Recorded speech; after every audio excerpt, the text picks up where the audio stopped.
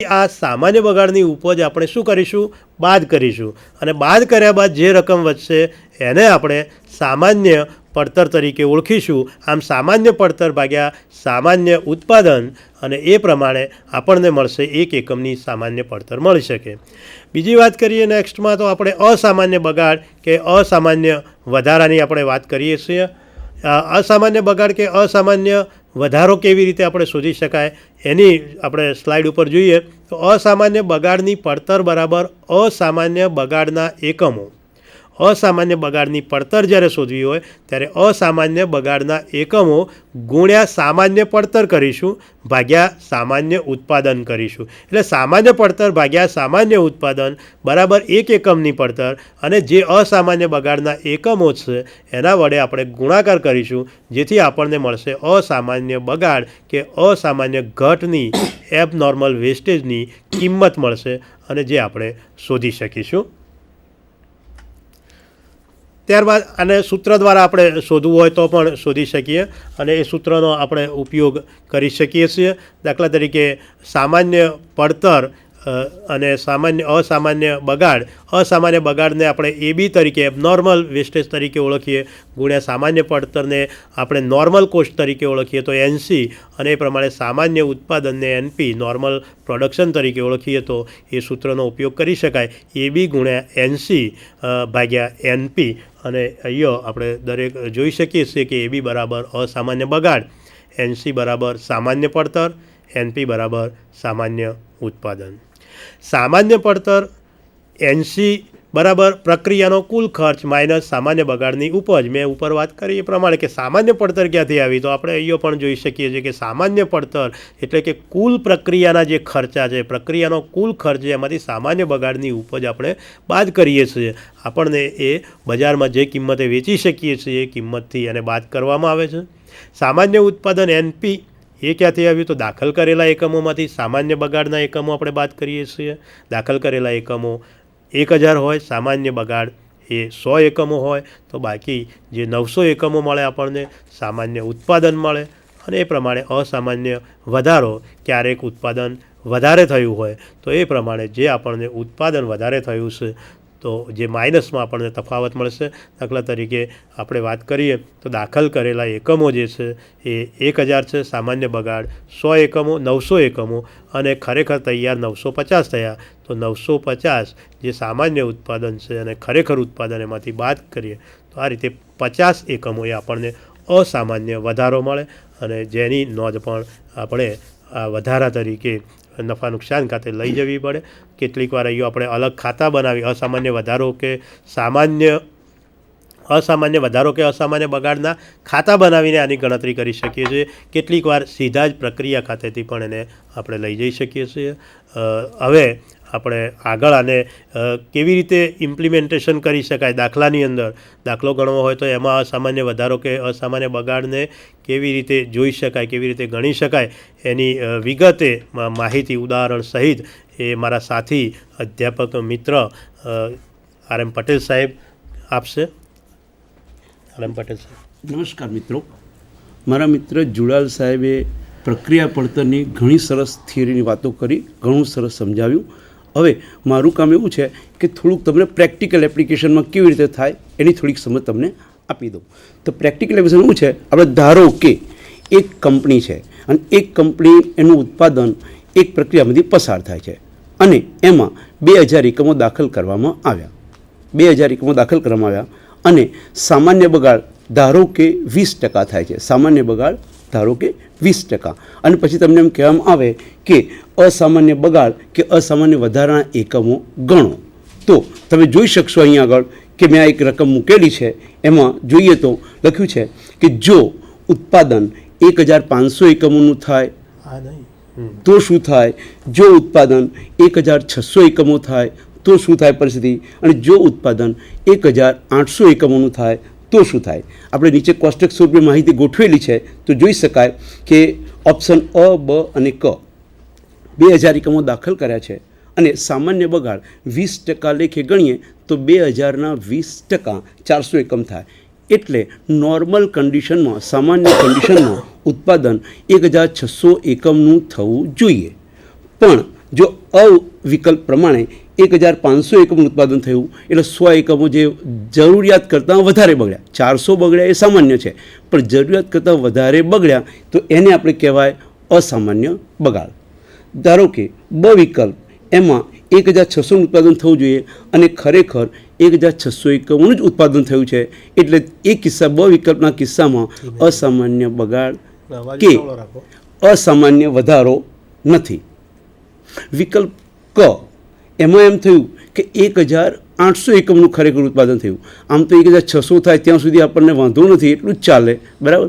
પણ સારી કન્ડિશન હોય, વર્કમેનશીપ સારી હોય તો એ વખતે કે વધારો થયો અને 1800 એકમનું ઉત્પાદન થયું, તો એ કિસ્સામાં 200 એકમો વધુ સારા બન્યા. તો જે 200 એકમો વધુ સારા બન્યા એને આપણે કહીએ છીએ અસામાન્ય વધારો. ટૂંકમાં કહીએ તો આ સામાન્ય બગાડ અને અસામાન્ય બગાડની મેં તમને ઉદાહરણ સ્વરૂપે એક માહિતી આપી. હવે આખા પ્રક્રિયાના બંને ખાતા બનાવવા હોય અને એ સમજવું હોય તો કેવી રીતે સમજીએ, તો એના માટે બીજો એક મુદ્દો સમજીએ કે ધારો કે એક કંપનીની મારી પાસે માહિતી છે અને એમાં એક કંપનીનું ઉત્પાદન અ અને બ એમ બે પ્રક્રિયામાંથી પસાર થાય છે, બરાબર. અ પ્રક્રિયાનું ઉત્પાદન જે તૈયાર થાય એ બ પ્રક્રિયા ખાતે લઈ જવામાં આવે છે અને બ પ્રક્રિયામાં જે તૈયાર થાય એને તૈયાર માલના સ્ટોક ખાતે લઈ જવામાં આવે છે. નવેમ્બર 2011ની ટૂંકી માહિતી આ પ્રમાણે છે કે એક પ્રક્રિયા અમાં એકમ દીઠ ₹20 લેખે 1000 એકમો દાખલ કરવામાં આવ્યા, તમે જોઈ શકો છો.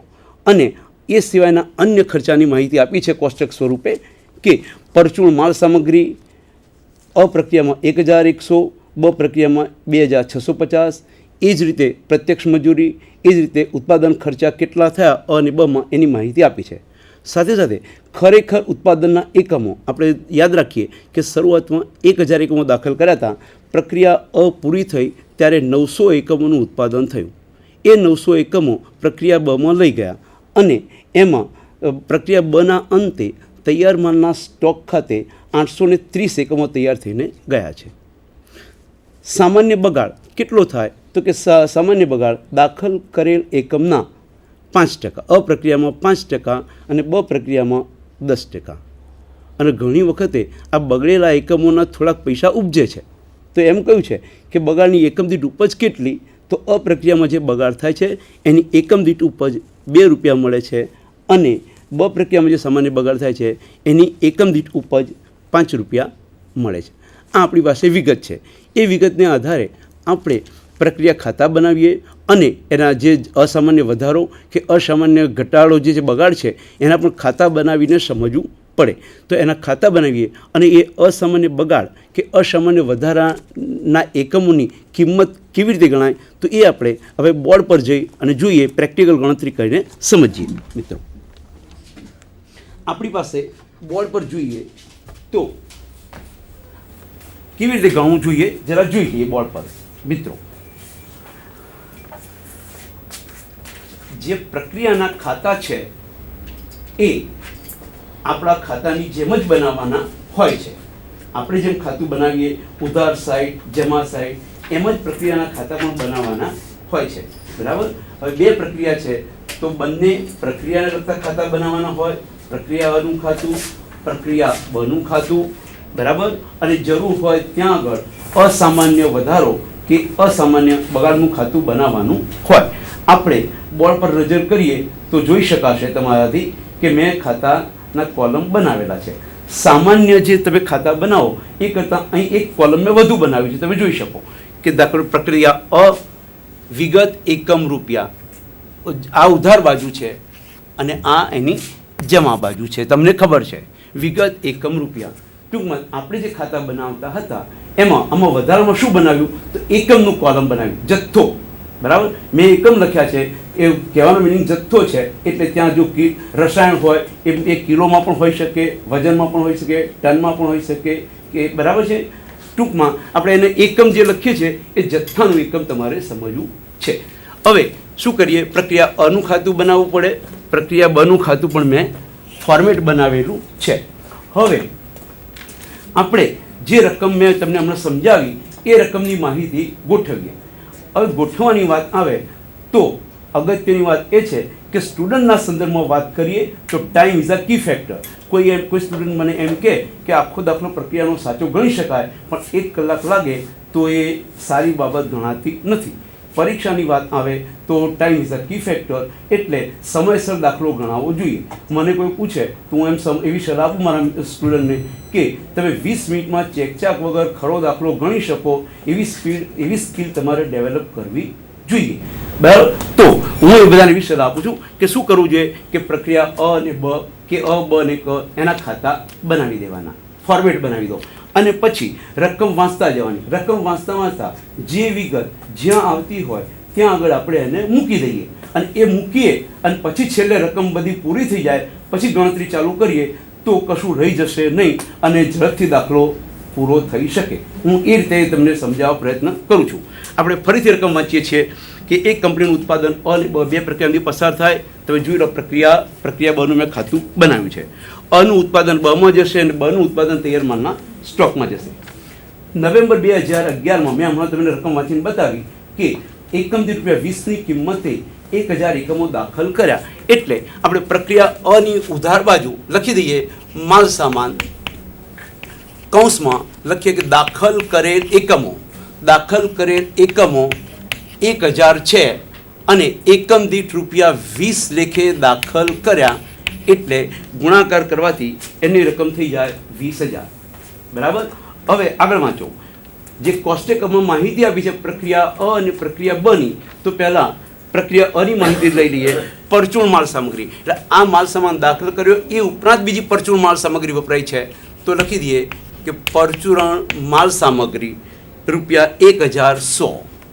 પરચુરણ માલ સામગ્રી ₹1100. પ્રત્યક્ષ મજૂરી ₹10000 લખી દઈએ આપણે ઉધાર બાજુ. પ્રત્યક્ષ મજૂરી ₹10000. ત્યાર પછી છે ઉત્પાદન ખર્ચા. અન્ય હજુ આપણને ખબર છે કે મુખ્ય 2 ખર્ચા માલ સામાન અને મજૂરી, અને ત્યાર પછી જે વધારાના ખર્ચા થાય એ ઉત્પાદનના ખર્ચા કહેવાય અને પરોક્ષ ખર્ચા પણ કહેવાય. બરાબર છે. તો ઉત્પાદનના પરોક્ષ ખર્ચા લખી દઈએ. ઉત્પાદનના ખર્ચા 7000. તો આ ઉત્પાદનના ખર્ચા 7000. ત્યાર પછીની આઈટમ છે ખરેખર ઉત્પાદનના એકમો. ખરેખર ઉત્પાદનના એકમો થયા તો ક્યાં જાય? અનું ઉત્પાદન ક્યાં જશે? પ્રક્રિયા બ ખાતે જાય. તો અ ખાતાની જમા બાજુ આપણે લખીએ કે પ્રક્રિયા બ ખાતે લઈ ગયા કેટલા એકમો? 900 એકમો. આ 900 એકમો. અને તમે સમજી શકો કે બ ખાતે લઈ ગયા તો બ ની ઉધાર બાજુએ લાવ્યા લખવું પડે જમા ઉધારના નિયમ પ્રમાણે. તો પ્રક્રિયા બ ની ઉધાર બાજુ પહેલી લીટી તરીકે લખીએ કે પ્રક્રિયા અ ખાતેથી લાવ્યા 900 એકમો. હજી રૂપિયા નક્કી કરીશું પછી લખીશું, રૂપિયાની વાર છે, પણ જે વાંચીએ એટલું લખતા જ જઈએ એ આપણો ટાઈમ બચાવશે. ત્યાર પછીની વાત છે સામાન્ય બગાડ 5%. તો સામાન્ય બગાડ જમા બાજુ લખાય. સામાન્ય બગાડ કૌંસમાં લખી દઈએ 5%. કોના 5%? દાખલ કરેલ એકમના 5%. તો 1000 એકમો દાખલ કર્યા છે એટલે એના 5% આપણે લખી દઈએ કે 50 એકમો થાય. ત્યાર પછી બગાડની એકમ દીઠ ઉપજ. એકમ દીઠ ઉપજ ₹2 ઉપજે છે. આ 50 એકમો ભંગાર તરીકે વેચીએ તો એના ₹2 ઉપજે, એટલે એના થશે 50 ગુણ્યા 2 ₹100 થશે. ચાલો પ્રક્રિયાની વિગતો વાંચી લીધી. બરાબર. હવે પ્રક્રિયા બની વિગતો વાંચીએ અને જે વિગતો શેરી છે ગોઠવી દઈએ જેથી ટાઈમ આપણો બચાવી શકાય. અગત્યની વાત ટાઈમ બચાવવાની છે. ઉધાર બાજુ પરચુરણ માલ સામગ્રી લખી દઈએ. પરચુરણ માલ સામગ્રી ₹2650. 2650.